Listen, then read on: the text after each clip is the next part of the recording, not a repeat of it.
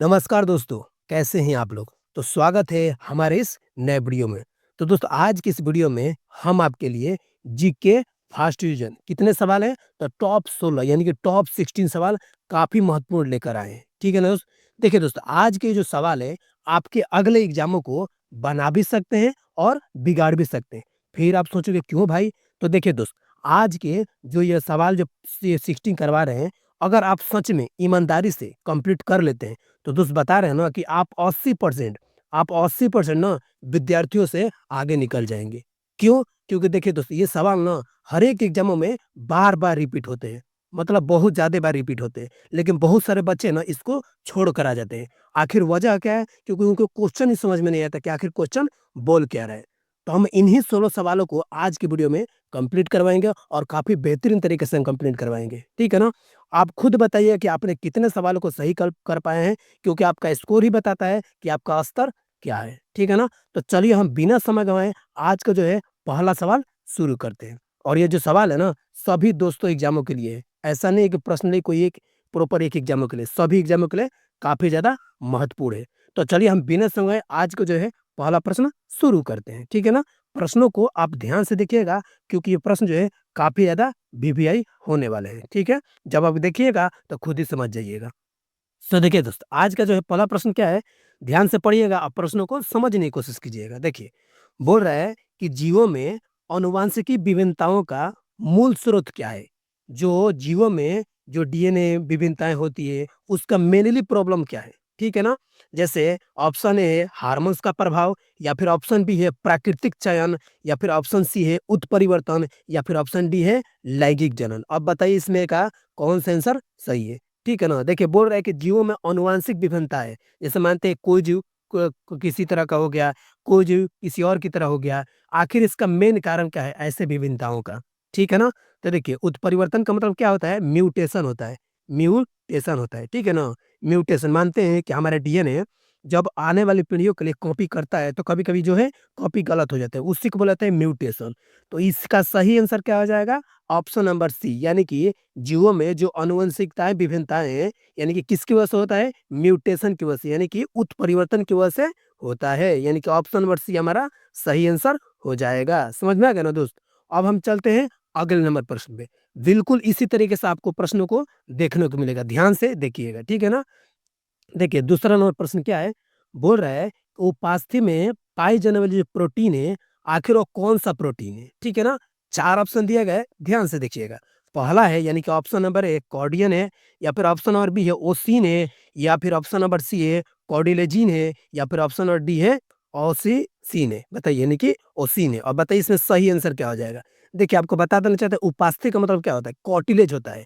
देखिए 2 तरह की हड्डियाँ होती है। एक होती है हड्डियाँ कैसा होता है एगो कठोर हड्डी होती है यानी कठोर बोन होती है। एक को क्या होता है नरम बोन होती है, ठीक है ना? नरम होती है, ठीक है ना? जैसे हमारे घुटनों में जो होता है यहाँ पे कार्टिलेज पाया जाता है। नाक के आगे वाला हिस्से में कार्टिलेज पाया जाता है। कान जो हमारा मुड़ सकता है कान हमारा मुड़ सकता है उसमें कार्टिलेज पाया जाता है यानी कि उपास्थि को इंग्लिश में बोलते हैं कार्टिलेज। समझ में आएगा ना? तो उसी की बात करें कि आखिर उसमें कौन-सा प्रोटीन पाया जाता है। 4 ऑप्शन सामने दिया गया है, आपको सही तरीके से इस ऑप्शन को मारना है, ठीक है ना? क्वेश्चन आपको गलती नहीं करना है, ठीक है दोस्त? तो देखिए दोस्त इसका सही आंसर क्या हो जाएगा? यानी कि कॉटिन हो जाएगा, यानी कि ऑप्शन नंबर ए हमारा हो जाएगा कॉटिन, ठीक है ना? इसमें मिश्रण होता है जो कि हमारे जो कार्टिलेज है इसको मुलायम और नरम बनाए रखता है। समझ में आ गया ना? तो कॉटिन यानी कि ऑप्शन नंबर ए हमारा सही आंसर हो जाएगा। समझ में आ गया ना? देख रहे हैं ना प्रश्नों का किस तरीके से पूछा हुआ लेवल, ठीक है ना? तो इसी तरीके से आगे भी बहुत सारे अलग-अलग तरह के क्वेश्चन आपको देखने को मिलेंगे। चलिए हम तीसरे नंबर पे देखते हैं और वो भी काफ़ी ज़्यादा वीवीआई प्रश्न है। तो देखिए, तीसरा नंबर प्रश्न क्या है? ध्यान से देखिएगा दोस्त, बोल रहा है कि निम्न में से कौन-सा एक कशेरुकियों का उत्सर्जन अंग है? यानी कि जो उत्सर्जन अंग है, उसी के बारे में बात करें कि उत्सर्जन अंग नहीं है। ठीक है ना? यानी कि 4 ऑप्शन जो दिया गया है, कौन-कौन सा जो है, जो कशेरुकियों के लिए उत्सर्जन अंग नहीं है। ठीक है ना? ऑप्शन नंबर ए फेफड़ा या फिर ऑप्शन नंबर बी त्वचा या फिर ऑप्शन नंबर सी यकृत या फिर ऑप्शन नंबर डी हिप्पोटोपैंक्रियाज। अब बताइए इसका सही आंसर क्या हो जाएगा? देख रहे हो ना क्वेश्चन को जब तक आप समझ नहीं पाइएगा ना ऐसे ही घुमा फिरा क्वेश्चन ये देता है, ठीक है ना? और ये काफ़ी ज़्यादा वीवीआई प्रश्न है, ठीक है? तो देखिए पहले समझते हैं, बोल रहे हैं उत्सर्जन अंग कौन-सा नहीं है? तो आपको मालूम है कि जितने कशेरुकी उसमें फेफड़ा भी उत्सर्जन है, क्यों? इससे क्या होता है CO2 जो है बाहर निकलता है, ठीक है ना?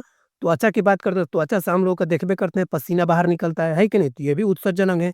यकृत की बात करते हैं, यूरिन निकालने में काफ़ी ज़्यादा यकृत मदद करते हैं, यानी कि लिवर काफ़ी ज़्यादा मदद करता है। लेकिन बात करें हिपोटो पैंक्रियाज, ये जो है मोलास्का-वोलास्का में होता है, ये तो पाचन संबंधित है, ठीक है ना? हम लोगों में नहीं होता है, बल्कि ये मोलास्का जैसे जीवों में होता है। समझ में आ गया ना? तो यानी कि ऑप्शन और डी हमारा सही आंसर हो जाएगा।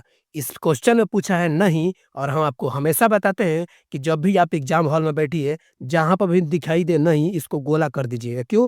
कि उससे इससे आपका दिमाग जो है, यानी कि आँखें जो हाइलाइट पे पड़ती है, तो उसको ध्यान से देखती है, ठीक है ना? तो इसको आप गोला कर दीजिएगा, इससे आपका प्रश्न जो है हल करते टाइम गलत नहीं होगा, ठीक है? तो तीसरा का सही आंसर क्या हो जाएगा? ऑप्शन नंबर डी, यानी कि हिपेटोपैंक्रियाज। समझ में आ गया ना? अब हम चलते हैं अगले नंबर प्रश्न पे, जो कि वो भी काफ़ी ज़्यादा वीवीआई है, ठीक है ना? चौथा नंबर प्रश्न पे चलते हैं। तो देखिए, अभी जो है ये प्रश्न जो है देखिए, बच्चे इसको हमेशा छोड़कर आ जाते हैं, पता नहीं क्यों, ठीक है ना? क्योंकि उनको प्रश्न ही समझ में नहीं आता है, ठीक है? तो देखिए बोल रहा है कि जो एनेलिडस संघ में रखा गया, आखिर क्या वजह है कि इसको एनेलिडस संघ में रखा गया है, ठीक है ना? देखिए, संघ होता है एनेलिडस संघ, उसमें जो भी ज छोटे-छोटे जंतु होते हैं उनको रखा जाता है। आखिर वजह क्या है? वही वजह हम बताएँगे इस क्वेश्चन को, ठीक है ना? आपने देखा होगा ना, जोक तो देखा ही होगा, ठीक है ना? जो कि आप देखे होंगे, अपने तालाब-वालाब में नहाते होंगे, जो कि ठहरा हुआ जो पानी होता है उसमें काफ़ी ज़्यादा जोंक पाए जाते हैं, है कि नहीं? तो उसमें देखे होंगे कि पकड़ लेता है, एकदम हमारे खून को चूसने का काम करता है कि नहीं? तो ये देख सकते हैं, आपको जोंक 2 तरह का तस्वीर लगाई गई है, एक और तस्वीर है और ये एक दूसरा तस्वीर है, ठीक है ना? लेकिन हम इन्हीं के बारे में समझेंगे। देखिए, बोल रहा है कि जोंक को एनिलिडा संघ में क्यों रखा जाता है? ऑप्शन नंबर ए, उसका शरीर लंबा होता है इसलिए रखा जाता है, या फिर ऑप्शन नंबर बी है, उसका शरीर चपटा होता है इसलिए रखा जाता है, या फिर ऑप्शन नंबर सी है, उसका शरीर वास्तविक रूप से विखंडित होता है, यानी कि वास्तविक मतलब समझते हैं ना, सच्चे रूप से विखंडित होता है इसलिए रखा जाता है, या फिर ऑप्शन नंबर डी है, उसमें चूसक अंग होता है इसलिए रखा जाता है। बताइए इसका सही आंसर क्या हो जाएगा? ठीक है ना? तो देखिए इसका सही आंसर क्या हो जाएगा? ऑप्शन नंबर सी, यानी कि उसका शरीर वास्तविक रूप से विखंडित होता है। इसीलिए जो है उसको एनिलिडा संघ में रखा जाता है। अब क्यों, वजह क्या है? तो एक बताते हैं, ध्यान से देखिएगा। अभी आपको समझ में नहीं आया होगा, लेकिन अब जब बताएँगे तो समझ में आ गया होगा। देखिए, जैसे ये देखिए, देख सकते हैं आप जोक, और आपने अपनी आँखों से भी देखा होगा, ठीक है ना? वास्तविक रूप से। तो ऊपर वाला जो हिस्सा होता है, ये वाला हिस्सा, ये वाला, तो देखते होंगे ना, चपटा जैसा रहता है, एकदम प्लेन रहता है ना? लेकिन उसके अंदर वाला हिस्सा ना देखिए ऐसे होता है। देख सकते हैं ना, ऐसे होता है, यानी कि खंडित रहता है। देखिए खंड-खंड है, देख सकते हैं खंड-खंड है, विखंडक तरीके से है कि नहीं, देख सकते हैं ना? तो यानी कि वास्तविक रूप से जो विखंडित होता है उसको किसमें रखा जाता है?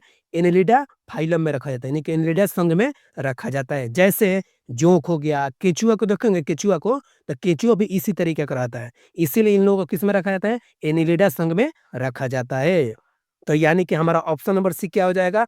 उसका शरीर जो है वास्तविक रूप से विखंडित होता है। ऊपर से तो प्लेन दिख रहा है, लेकिन वास्तविक रूप से ये कैसा है? विखंडित है। इसीलिए इसको किसमें रखा जाता है? एनिलिडा संघ में। समझ में आ गया ना?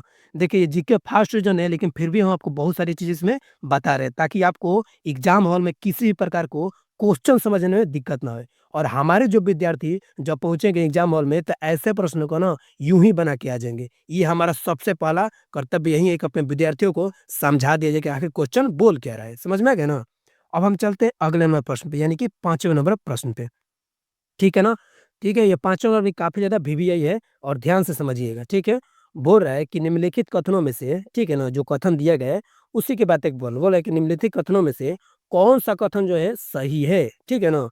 तो देखिए पहला कथन हम पढ़ते हैं, बोल रहा है कथन नंबर ए कि प्रोकैरियोट जो होता है, प्रोकैरियोटिक कोशिकाएँ में केंद्रक होता है, ठीक है ना? ऑप्शन बी बोल रहा है वनस्पति और जंतु दोनों ही कोशिकाओं में कोशिका कला होती है। देखिए किस तरीके से घुमाया है क्वेश्चन, कोशिका कला, इसको बोल देना चाहिए कि से मतलब कोशिका झिल्ली बोल दे सकता है, ठीक है ना? सेल मेम्ब्रेन बोल सकता है, लेकिन किस तरीके से क्वेश्चन पूछा है? कोशिका कला। समझ में आ रहा है ना? क्वेश्चन घुमाया किस तरीके से? ऑप्शन सी बोल रहा है यूकेरेटिक कोशिकाओं में माइटोकॉन्ड्रिया और क्लोरोप्लास्ट नहीं पाए जाते हैं, और ऑप्शन डी बोल रहा है राइबोसोम केवल यूकेरेटिक कोशिकाओं में उपस्थित होते हैं। और बताइए इसका सही आंसर क्या हो जाए, क्योंकि क्वेश्चन जो है काफी बेहतरीन तरीके से पूछा गया है, ठीक है ना? और ऐसे प्रश्नों को आपको छोड़ के बिल्कुल नहीं बनेंगे, क्योंकि जिस तरीके से हम आपको बता रहे हैं, कहीं भी आपको दिक्कत होने वाला नहीं है, ठीक है ना? तो देखिए, ऑप्शन ए बोल रहा है कि प्रोकैरियोटिक कोशिकाओं में केंद्रक होते हैं। देखिए, जो प्रोकैरियोटिक होते हैं ना, उसमें मतलब बेहतरीन तरीके से, यानी कि सच्चे तरीके से केंद्रक नहीं होते, यानी कि ना के बराबर होते हैं, न्यूक्लियस, ठीक है ना? तो ये तो होगा नहीं, ऑप्शन ए होगा नहीं, ठीक है ना? बी बोल रहा है कि वनस्पति और जंतु दोनों ही कोशिकाओं में कोशिका सेल, यानी कि कोशिका कला, यानी कि सेल मेम्ब्रेन होता है, ठीक है ना? तो ये भी हमारा जो है बिल्कुल सही आंसर हो जाएगा। लेकिन बात करें, सी भी जान लेते हैं, यूकेरियोटिक कोशिकाओं में माइटोकॉन्ड्रिया और क्लोरोप्लास्ट नहीं पाए जाते हैं। देखिए, ये क्वेश्चन जो है किस तरीके से आपको सारी चीजें घुमाया है, ठीक है ना? बात करें, ऑप्शन नंबर डी है कि राइबोसोम केवल यूकेरियोटिक कोशिकाओं में उपस्थित होते हैं। नहीं दोस्त, राइबोसोम जो होता है, ये जो है यूकेरियोटिक में भी होता है और प्रोकैरियोटिक में भी होता है। समझ में आ गया ना? तो हमारा सही आंसर क्या हो जाएगा? ऑप्शन नंबर बी, ठीक है ना? यानी कि जो वनस्पति होता है, यानी कि जो पेड़ पौधे होते हैं और जंतु, दोनों में क्या पाए जाते हैं? तो कोशिकाओं में कोशिका कला, यानी कि सेल मेम्ब्रेन पाए जाते हैं। क्या पाए जाते हैं? सेल मेम्ब्रेन पाए जाते हैं। समझ में आ गया ना? तो ऑप्शन नंबर बी हमारा सही आंसर हो जाएगा, ठीक है ना? या कोशिका झिल्ली बोल दीजिए या फिर सेल मेम्ब्रेन बोल लीजिए, ठीक है ना? अब हम चलते हैं अगले 9 प्रश्न पे, ठीक है ना? दोस्त, अगर सच में आपको वीडियो ना थोड़ा-सा भी इम्पोर्टेंट लग रहा है ना, तो दोस्त चैनल को ना दिल से सब्सक्राइब करके जाइएगा। हम वैसे ही प्रश्न लाते हैं ना, जो कि एग्ज़ाम में बार-बार पूछे जाते हैं, ठीक है ना? और बिहार स्पेशल वाले के लिए 2000 प्रश्नों का संग्रह हम चला रहे हैं। डेली 7 से 8 में एक वीडियो आपको हमेशा आता रहता है। या तो इसका आ जाए, यानी कि जीके जीएस का आ जाए, या फिर बिहार स्पेशल का आ जाए। तो चैनल को दिल से सब्सक्राइब कीजिएगा और लाइक तो करना ही ना भूलें, ठीक है ना? कमेंट बॉक्स खुला हुआ है, वीडियो से संबंधित कोई भी राय हो अपना रख सकते हैं, ठीक है ना? तो चलिए हम 6 नंबर प्रश्न देखते हैं। 6 नंबर प्रश्न क्या बोल रहा है कि पौधे एवं जंतुओं में कार्बोहाइड्रेट जो होता है ना, किस रूप में संचित होते हैं? जो पौधे होते हैं, यानी कि जो पौधे होते हैं और जो जीव-जंतु होते हैं, उसमें जो कार्बोहाइड्रेट होता है, आखिर किस रूप में संचित होता है? ऑप्शन की तरफ चलते हैं, इन 4 ऑप्शनों में सही तरीके से आपको बताना है। देखिए, ऑप्शन नंबर ए बोल रहा है सेलुलोज और ग्लूकोज में, या फिर ऑप्शन नंबर बी बोल रहा है स्टार्च और ग्लाइकोजन में, या फिर ऑप्शन नंबर सी बोल रहा है स्टार्च और ग्लूकोज में, या फिर ऑप्शन नंबर डी बोल रहा है सेलुलोज और ग्लाइकोजन में। तो बताइए इसका सही आंसर क्या हो जाएगा? क्योंकि क्वेश्चन जो है काफ़ी बार ये पूछा हुआ है, ठीक है ना? आप बताइए, हम आपके लिए 2 सेकंड ज़रूर रुक रहे हैं, ठीक है ना? हम ज़रूर बताएँगे आपके लिए, निश्चिंत रहिए, ठीक है ना? तो देखिए, इसका सही आंसर क्या हो जाएगा? ऑप्शन नंबर बी, यानी कि स्टार्च और ग्लाइकोजन में। अब समझिए कैसे? देखिए, जो पेड़-पौधे होते हैं ना, उसका जो है, यानी कि जो ऊर्जा होता है, उसी को ग्लूकोज के रूप में जब कन्वर्ट हो जाता है, तो वो कहाँ पे जाकर संचित रहता है? तो ये जो रहता है आपको कहाँ पे? स्टार्च के रूप में संचित रहता है, स्टार्च के रूप में, ठीक है ना? लेकिन मनुष्यों की बात करें, यानी कि जंतुओं में, वो कहाँ पे जाके कन्वर्ट हो जाता है ना, ग्लूकोज को जो है ग्लाइकोजन में कन्वर्ट करके रखा जाता है, ठीक है ना? ये जो ग्लाइकोजन में कन्वर्ट करता रहता है, यानी कि ऑप्शन नंबर बी हमारा सही आंसर हो जाएगा। समझ गए ना? तो ऐसे ही प्रश्नों को समझ-समझ के आपको सारा क्वेश्चन बताते जाना है, ठीक है ना? आगे तो और वीवीआई प्रश्न आपको मिलने वाला है, ठीक है ना? तो चलिए हम 7वाँ और प्रश्न देखते हैं, ध्यान से देखिएगा, ठीक है ना? बोल रहा है कि जवाबी जो है, ये संबंध आखिर किससे था? देखिए, ऐसे प्रश्न जो है ना बार-बार पूछे जाते हैं, एक शब्द दे देगा और वो पूछेगा कि किससे संबंध है, ठीक है ना?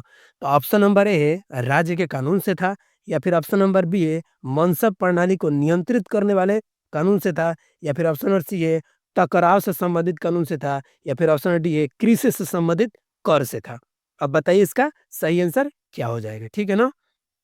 तो देखिए, ये जो जवाबी था ना, ये मध्य भारत में मुगलों के द्वारा चलाया गया एक कानून था। जिस तरीके से अभी हमारे भारत में संविधान है ना, उस टाइम भी राज्य को चलाने के लिए एक कानून बनाया गया था, ठीक है ना? लेकिन ये धार्मिक दृष्टि से अलग था, ये सभी के लिए बनाया गया था। तो हमारा ऑप्शन नंबर क्या हो जाएगा? ऑप्शन नंबर, यानी कि राज्य के कानून से संबंधित था। ये जवाबी था, ये किससे था? राज्य के कानून से संबंधित था। समझ में आ गया ना? तो अब हम चलते हैं अगले नंबर प्रश्न पे, ठीक है ना? क्योंकि अगला वो जो प्रश्न है, ये भी काफ़ी ज़्यादा बेहतरीन प्रश्न है, ठीक है? देखिए, प्रश्न जो है 8वाँ नंबर प्रश्न है, ठीक है? बोल रहा है कि विकेंद्रीकरण प्रणाली की सिफ़ारिश आखिर किसने की थी? ठीक है ना? जो विकेंद्रीकरण प्रणाली है, आखिर उसकी जो सिफ़ारिश है, आखिर वो किसने की थी? ऑप्शन नंबर ए है जीपी कृपलानी ने किया था, या फिर ऑप्शन नंबर बी है बलवंत राय मेहता ने किया था, या फिर ऑप्शन नंबर सी है सी राजागोपालाचारी ने किया था, या फिर ऑप्शन नंबर डी है अशोक मेहता ने किया था। तो बताइए इसका सही आंसर क्या हो जाएगा? ठीक है ना? तो देखिए, इसका सही आंसर क्या हो जाएगा दोस्त? ये विकेंद्रीकरण प्रणाली की जो सिफ़ारिश है, वो किसने किया था? बलवंत राय मेहता ने किया था। इनका कहना था कि गाँव-गाँव तक पंचायत और सत्ता की ताकतों के बारे में जानकारी मिले, ठीक है ना? तो जो ऑप्शन नंबर बी, यानी कि बलवंत राय मेहता जी ने ये बात यानी कि सिफारिश किया था। फोटो भी लगा दिए ताकि आपको सारी चीज़ आसानी भाषा में समझ में आ जाए, ठीक है ना? जब तक आप प्रश्नों को समझ ही नहीं पाइएगा, तब तक हल कैसे कर पाइएगा मेरा दोस्त, है कि नहीं? इसलिए हम हर एक क्वेश्चन को बारीकी से और विस्तार पूर्वक बताते हुए आगे निकल रहे हैं, ठीक है ना? अब आगे भी काफ़ी ज़्यादा बेहतरीन सवाल आपको देखने को मिलेंगे। देखिए, ये जीके फर्स्ट डिवीज़न है, इसलिए हम आपको बहुत ज़्यादा विस्तार में नहीं बता सकते हैं, ठीक है ना? अभी हम जो 2000 प्रश्नों का संग्रह कंप्लीट करवा रहे हैं बिहार स्पेशल का, उसमें आपको बिल्कुल विस्तार मैप के माध्यम से भी सारी चीज़ें समझाते हुए जा रहे हैं। प्लेलिस्ट बना दी है अपने चैनल चैनल पे हमारे, आराम से जाके आप देख सकते हैं, ठीक है ना? लेकिन इसको भी बिल्कुल कंप्लीट कीजिए और देखिए आगे कितना बेहतरीन क्वेश्चन आपको देखने को मिलेगा। देखिए, ऑप्शन 9 नंबर बोल रहा है कि नीलगिरी और अन्नामलाई पहाड़ियों के बीच स्थिर जो दर्रा है, दर्रा, ठीक है ना? नीलगिरी और अन्नामलाई पहाड़ियों के बीच जो दर्रा है, ठीक है ना? आखिर वो जो दर्रा है उसको किस नाम से जाना जाता है, ठीक है ना? ऑप्शन नंबर ए थाल घाट के नाम से, या फिर ऑप्शन नंबर बी है पाल घाट के नाम से, या फिर ऑप्शन नंबर सी है भोर घाट के नाम से, या फिर ऑप्शन नंबर डी है गोरम घाट के नाम से। बताइए इसका सही आंसर क्या हो जाएगा, ठीक है ना? कि वो जो नीलगिरी और अन्नामलाई की पहाड़ियों के बीच जो दर्रा है, आखिर उनको किन नामों से जाना जाता है, ठीक है ना? देखिए, हम आपके लिए 2 सेकंड तो रुकेंगे ही, लेकिन आप कमेंट सेक्शन में बताते रहिए कि आपका कितना सवाल सही हुआ है, ठीक है ना? ताकि हम आपको सारी जानकारियाँ बेहतरीन तरीके से देते जाएँ, ठीक है ना? तो देखिए, इसका सही आंसर क्या हो जाएगा कि ऑप्शन नंबर बी यानी कि पाल घाट के नाम से जाना जाता है। जो एरिया है उसको पाल घाट के नाम से जाना जाता है। किसके बीच में है? तो नीलगिरी और अन्नामलाई पहाड़ियों के बीच में स्थित जो दर्रा है, ठीक है ना? उसको किस नाम से जानते हैं? पाल घाट के नाम से जानते हैं। समझ में आ गया ना? अब हम चलते हैं आगे यानी कि 10वें नंबर प्रश्न पे। 10वां नंबर भी काफ़ी ज़्यादा बेहतरीन प्रश्न है, ठीक है ना? प्रश्नों को समझने की कोशिश कीजिएगा। बोल रहा है कि गुवाहाटी से चंडीगढ़ तक मानसूनी वर्षा की प्रवृत्ति आखिर क्या होती है? जो गुवाहाटी से यानी कि पूर्वी भारत से जो उत्तर और पूर्वी भारत की तरफ जो जाता है, उसमें मानसून की प्रवृत्ति क्या होती है? ठीक है ना?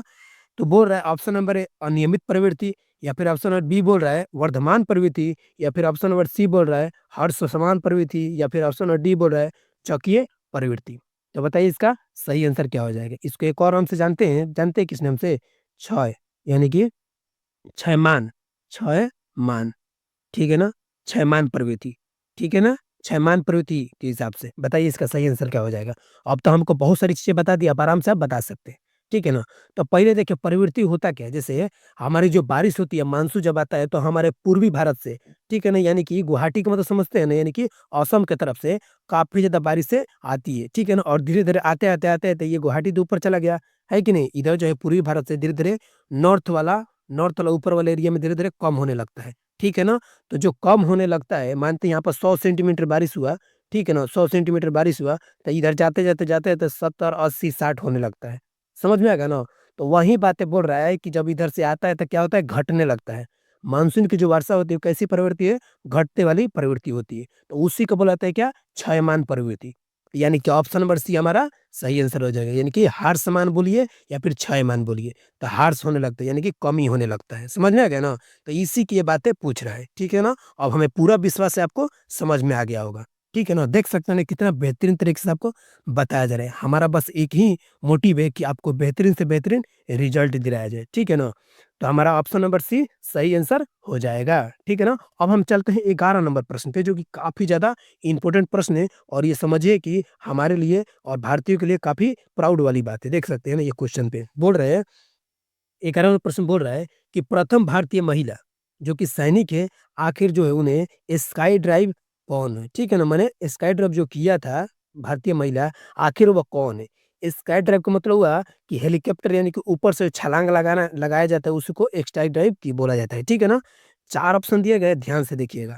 Option number A Sheetal Mahajan Rane, या फिर ऑप्शन नंबर बी है मंजू, या फिर option number C Anamika Sharma, या फिर ऑप्शन नंबर डी है श्वेता परमार। तो बताइए इसका सही आंसर क्या हो जाएगा? ठीक है ना? यानी क्वेश्चन को एक बार और पढ़ लेते हैं ताकि बेहतरीन तरीके से समझ में आए। बोल रहा है कि प्रथम भारतीय महिला सैनिक जिसने स्काई ड्राइव किया था, आखिर वह कौन है? ठीक है ना? यही प्रश्न का बोल है। अब आपको बताना है इसका सही आंसर क्या हो जाएगा। ठीक है ना? तो देखिए, ये जो महिला है, ठीक है ना? ये जो महिला है, आप फ़ोटो भी लगा सकते हैं, लगाया हुआ है, देख सकते हैं। जिनको नहीं मालूम होगा इनके बारे में हम तो बताएँगे ही, लेकिन जिनको मालूम होगा आराम से कमेंट सेक्शन में इनका जवाब देते जाइएगा। ठीक है ना? तो देखिए, ये जो महिला है इनका नाम क्या है? इनका नाम जो है आपको लौस नायक मंजू, ठीक है ना? इनको बोल सकते हैं आपको मंजू नाम है, लेकिन इनको जब इसने स्काई ड्राइव किया था उसके बाद से इसका नाम क्या है? लॉस नायक, क्या नाम है? नायक, ठीक है ना? यहाँ पे है मंजू, ठीक है ना? यानी कि लॉस नायक मंजू, ठीक है? इसको आप ज़रूर दें। ये लॉस नायक जो मंजू जी है, इन्होंने जो है एएलएच यानी कि ए, ठीक है, ध्यान से समझिएगा, एएलएच, एएलएच ध्रुव, एएलएच ध्रुव, एएलएच ध्रुव हेलीकॉप्टर से इन्होंने छलांग लगाया था। और कितने ऊंचाई से छलांग लगाया था? तो 10,000 फीट से छलांग लगाया था, ठीक है ना? 10,000 फीट से छलांग लगाया था। 10,000 फीट से इन्होंने छलांग लगाया था और उसके बाद से इन्होंने प्रथम भारतीय महिला जो है सैनिक स्काई ड्राइव के रूप में इनको जाने जाना लगा, ठीक है ना? तो ये जो ये लॉस नायक मंजू जी है, इन्होंने जो है 10,000 फीट पे कौन सा हेलीकॉप्टर से लगाया था सामान? एएलएच ध्रुव से। कब लगाया था? 2022 में, ठीक है ना? 2022 में इन्होंने छलांग लगाया था और उसके बाद से इन्होंने स्काई ड्राइव का खिताब भी अपने नाम किया था। समझ में आ गया ना? अब हम चलते हैं 12 नंबर प्रश्न पे। हमें पूरा यकीन है आपको बेहतरीन तरीके से समझ में आ गया होगा। बस आप कंटेंट पे ध्यान दीजिएगा दोस्त, ठीक है ना? थोड़ा-सा लिख देते हैं चारों तरफ ताकि आपको बेहतरीन तरीके से समझ में आ जाए, लेकिन आप कंटेंट पे ध्यान दीजिएगा। ऐसे प्रश्न हो ना लड़के छोड़ के चले जाते हैं। हम आपको इमेज के माध्यम से, आपको बेसिक थ्योरी के माध्यम से, ऑप्शन के माध्यम से हर तरीके से आपको बताते रहें ताकि आपको कहीं भी दिक्कत ना हो। समझ में आ गया ना? अब हम चलते हैं अगले प्रश्न पे। बस वीडियो को ना ध्यान से देखते चलना है, ठीक है ना? कहीं भी दिक्कत ना हो। देख लीजिए, ये 12 नंबर प्रश्न है, ठीक है ना? बोल रहा है कि निम्न में से किस उद्योगपति को, ठीक है ना, भारत का इस्पात पुरुष कहा जाता है? यानी कि मैन ऑफ स्टील, यानी कि इंडियन मैन ऑफ स्टील किसे बोला जाता है? ठीक है ना? भारत का इस्पात पुरुष किसे कहा जाता है? 4 ऑप्शन दिए गए, ध्यान से पढ़िएगा। ठीक है ना?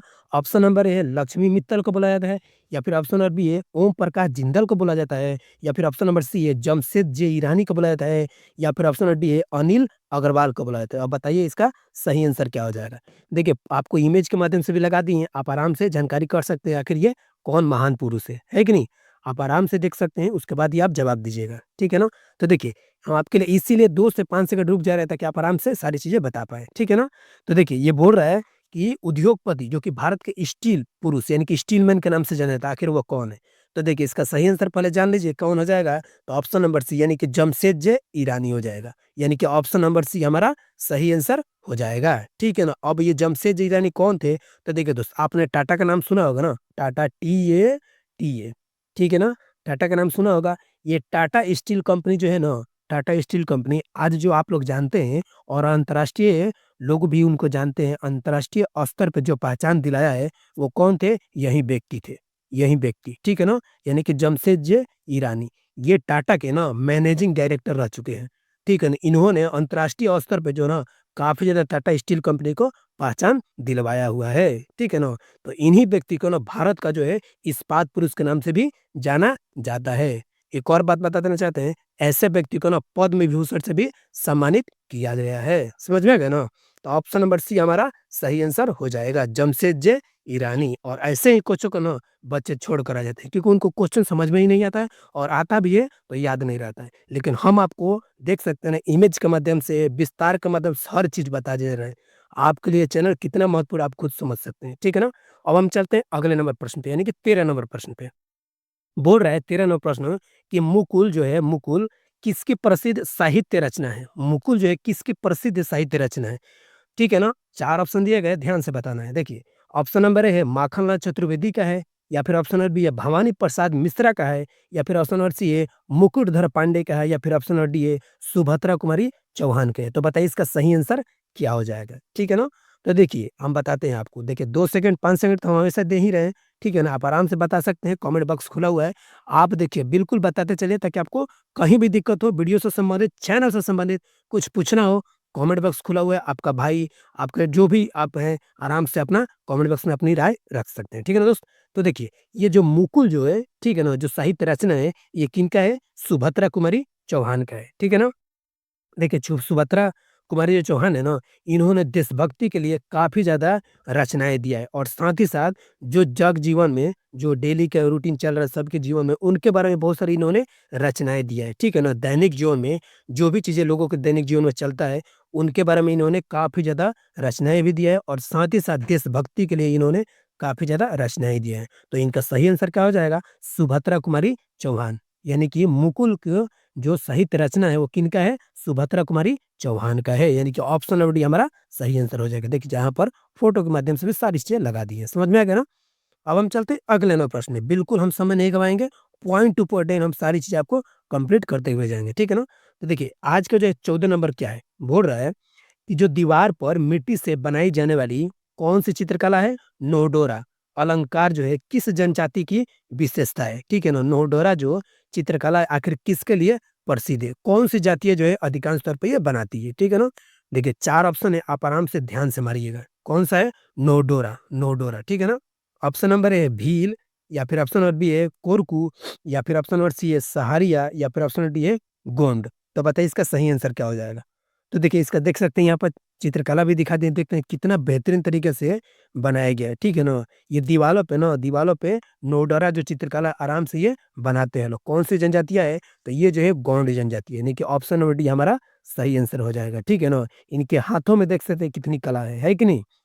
तो ये जो है नोडोरा जो जनजातियाँ है, यानी कि नोडोरा जो चित्रकला है वो गौड़ जनजाति के लोग बनाया करते हैं, यानी कि ऑप्शन और डी हमारा सही आंसर हो जाएगा, ठीक है ना दोस्त? अब हम चलते हैं ऑप्शन नंबर सॉरी अब चलते हैं हम अपने क्वेश्चन नंबर 15 पे, ठीक है ना? ध्यान से देखिएगा, बोल रहा है हिंडरसन ब्रुक्स प्रतिवेदन निम्नलिखित में से किससे संबंधित है? देखिए हिंडरसन जो बुक्स है, आखिर इन 4 ऑप्शन दिए गए, ध्यान से पहले समझिएगा, ठीक है? उसके बाद आपको जवाब देना है। तो जो हिंडरसन बुक्स प्रतिवेदन है आखिर जो किससे संबंधित है? Option number A America Bharat परमाणु समझौता से, या फिर ऑप्शन नंबर बी है चीन भारत युद्ध 1962 से, या फिर ऑप्शन नंबर सी है ब्रिक्स देशों का अभिभाव से, या फिर ऑप्शन नंबर डी है मध्य एशियाई परमाणु हथियार मुक्त क्षेत्र संधि से। तो बताइए इसका सही आंसर क्या हो जाएगा? ठीक है ना? नाम से डरिएगा नहीं, हम आपको नाम को ना तोड़ तोड़ के बताएंगे, एकदम इसको टुकड़ा टुकड़ा कर देंगे हिंडरसन बुक को, ठीक है ना? देखिए ये जो हुंडरसन बुक्स था ना, ये जो है हमारा चीन और भारत का जब युद्ध हुआ था, तो हमारे भारत तो हार गए थे, है कि नहीं? कब? 1962 में, ठीक है ना?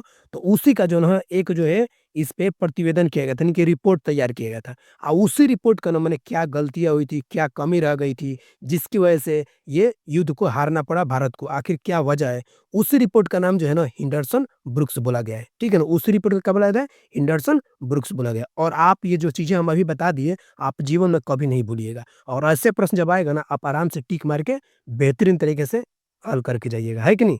तो समझ में आ गया ना कि जो चीन और भारत का युद्ध हुआ था, कब हुआ था? 1962 में। तो हमारा भारत तो हार गए थे, और हारने की वजह क्या है? आखिर क्या कहाँ गलतियाँ हुई, क्यों गलतियाँ हुई? उसी को जो रिपोर्ट बनाया गया था ना, उसी रिपोर्ट का क्या नाम है? हिंडरसन ब्रुक्स। समझ में आ गया ना? तो ये किससे संबंधित है? तो भारत और चीन युद्ध 1962 से संबंधित है, यानी कि ऑप्शन नंबर बी हमारा सही आंसर हो जाएगा। समझ में आ गया ना दोस्त? हमें पूरा उम्मीद है कि आपको सारा प्रश्न बेहतरीन तरीके से समझ में आता होगा, और ऐसे प्रश्न जब आपके सामने आएँगे, तो कहीं भी आपको दिक्कत नहीं होगा, ठीक है ना? अब हम चलते हैं आज का जो है आखिरी सवाल देखने, और काफ़ी बेहतरीन सवाल देखने के लिए, ठीक है ना? बोल रहा है 16 नंबर सवाल है, आज का अंतिम प्रश्न। बोल रहा है कि सूचना की सार्वभौमिक पहुँच के लिए अंतर्राष्ट्रीय दिवस यानी कि कब मनाया जाता है? ठीक है ना? यानी कि जो सूचना का प्रावधान था, यानी कि पूरे गाँव-गाँव तक पहुँचले, उसका जो है अंतर्राष्ट्रीय दिवस कब मनाया जाता है? ठीक है ना? तो ऑप्शन नंबर है 28 सितंबर को, या फिर ऑप्शन नंबर बी है 29 सितंबर को, या फिर ऑप्शन नंबर सी है 30 सितंबर को, या फिर ऑप्शन नंबर डी है 1 अक्टूबर को। तो बताइए इसका सही आंसर क्या हो जाएगा? ध्यान से समझिएगा, सूचना की सार्वभौमिक पहुँच के लिए अंतर्राष्ट्रीय दिवस कब मनाया जाता है? तो याद रखिएगा, जब घर-घर सूचना पहुँचेगा तो 28 सितंबर को बनाया जाएगा। ठीक है ना? यानी कि 28 सितंबर को जो है हमारा क्या मनाया जाता है? सूचना सार्वभौमिक पहुँच, यानी कि सभी लोगों के पास सूचना पहुँचे, और वो भी कैसा सूचना? पारदर्शिता सूचना, पारदर्शिता सूचना। समझ में आएगा ना? पारदर्शिता सूचना पहुँचे सभी लोगों के पास। तो उसी को क्या मनाया जाता है आपको?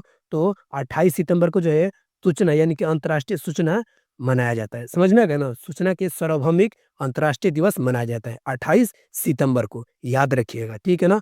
घर-घर तक पहुँचे पारदर्शिता सूचना 28 सितंबर। हम आपको 1-2 बार इसलिए रिपीट करते रहे ताकि आपको हमेशा के लिए याद हो जाए। तो ऑप्शन नंबर ए हमारा सही आंसर हो जाएगा, ठीक है ना? तो दोस्त देख सकते हैं आज का वीडियो हम यहीं पर समाप्त करते हैं, और एक और बात, कमेंट सेक्शन में बताइएगा आपने कितने सही आंसर किए, और कौन सा क्वेश्चन आपको सबसे हार्ड लगा, और किस क्वेश्चन में आपको परेशानी हो पाया, ठीक है ना? चलिए वीडियो से संबंधित कोई भी राय हो ना, कमेंट बॉक्स दिल से खुला हुआ है। फिर से हम आपके लिए लेकर आएँगे, बिहार स्पेशल तो कंप्लीट करवा ही रहे हैं, फिर से आपके लिए और भी बेहतरीन क्वेश्चन लेकर आए हैं, आएँगे अगले वीडियो में, ठीक है ना? तब तक के लिए आप चैनल को दिल से लाइक करके जाइएगा, ठीक है ना? फिर से मिलते हैं नेक्स्ट वीडियो में, तब तक के लिए बाय।